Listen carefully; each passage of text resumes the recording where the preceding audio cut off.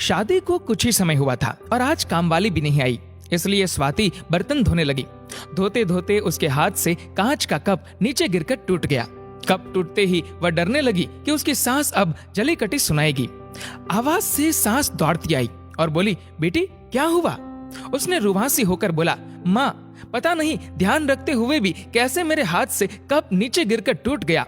सांस बोली कि बेटी चिंता मत कर, कप ही तो फूटा है, तुम्हें चोट तो नहीं आई, और भले इसके कितने ही टुकड़े हो गए हो, पर मेरी बेटी के दिल के टुकड़े ना हो। मेरी बहू से महंगा क्या ये कप है? और हाँ, तुझे अभी ये सब करने की क्या जरूरत? मेहंदी भी नहीं उतरी तेरे हाथों से। अभी तुम राज के साथ ज्यादा से ज्यादा वक्त बिताओ और एक दूसरे को समझो, तभी तो तुम दोनों की नींव मजबूत होगी। ज्योति इधर आना, अपनी भाभी का ख्याल रख, अभी इस घर में नई आई है। स्वाति तुम मुझे अपनी माँ ही समझना, मुझे भी तुम्हारा दिल जीतना है, सांस बनकर नहीं माँ बनकर। शब्द क्या मानो अमृत के घूंट थे। देखते देखते स्वाति की आंखें छलछला उठी।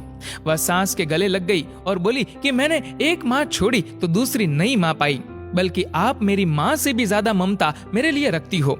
यदि घर में कप टूट जाता तो माँ भी दो बात कहे बिना नहीं रहती। रात को स्वाति की नींद ही उड़ गई।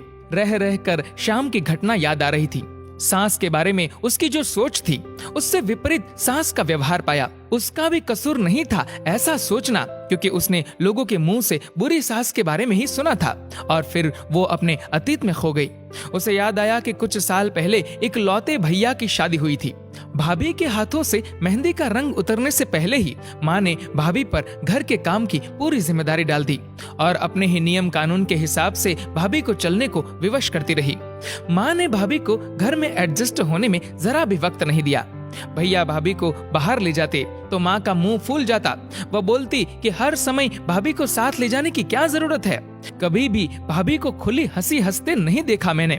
समय के साथ भाभी ने सहना छोड़ दिया। फिर हर रोज घर में झगड़े होने लगे। एक दिन भाभी के हाथ से कांच का गिलास नीचे गिरकर टूट गया। माँ चिल्लाने लगी कि कितना कीमती गिलास फोड़ दिया, रोज इतना माल खाती हो, उसकी शक्ति कहाँ गई? अपने मायके में गिलास फूटा होता तो मालूम चलता। कोई भी काम ठीक से नहीं होता, ना जाने कहाँ ध्यान रहता है तुम्हारा। भाभी भी भड़क कर बोल दी कि हाँ मैं तो बैठी बैठी खाती हूँ, आप तो खड़ी खड़ी खाती है। जब से आई हूँ तब से रोज जब तक दो चार जली कटी ना सुना दो तब तक आपको चैन नहीं पड़ता। कभी मेरी माँ को तो कभी मेरे बाप को, हमेशा मेरे मायके वाले को कोसती रहती हो। दोनों तरफ से तीर बरसकर एक दूसरे को छलनी कर रहे थे। घर के अलावा उसने कई और भी जगह सास बहू के झगड़ों के बारे में सुना था। अब वह शादी से कतराने लगी थी, पर मम्मी पापा के बार बार कहने पर शादी करनी पड़ी और वो एक अनजाने भाई को लेकर ससुराल आ गई।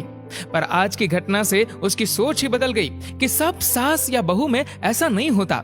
नींद ना आने की वजह से उसने सोचा चलो थोड़ी देर माँ से बात कर लूं।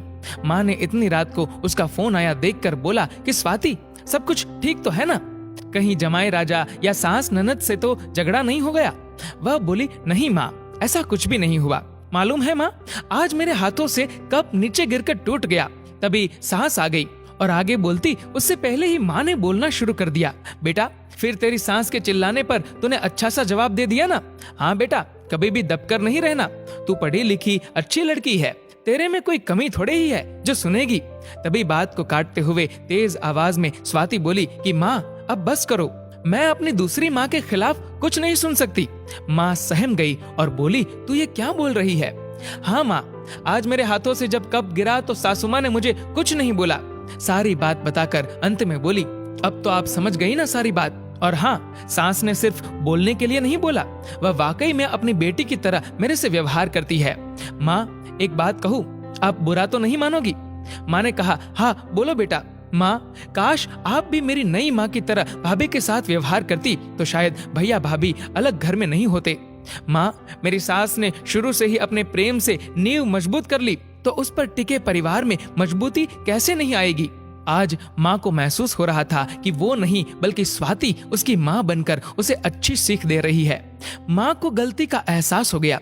स्वाति आगे कुछ बोलती उससे पहले ही माँ ने कहा स्वाति अब जब तू यहाँ आएगी तो यहाँ पर भी पूरे परिवार की नींव में मजबूती पाएगी। अब फोन रख, मुझे बेटे बहू के स्वागत की तैयारी करनी है। शादी के बाद नई जिंदगी की शुरुआत में अगर आज सास समझदारी से काम नहीं लेती, अपनत्व नहीं जताती, तो शायद शुरुआत की नींव ही कमजोर होने से पूरी जिंदगी के लिए आपस में दरार पड़ जाती।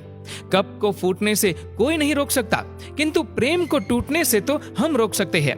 कांच के टुकड़े हो जाए पर घर के टुकड़े ना होने दे। घर में प्रेम का वातावरण बनाए रखे, एक दूसरे के सम्मान को समझे।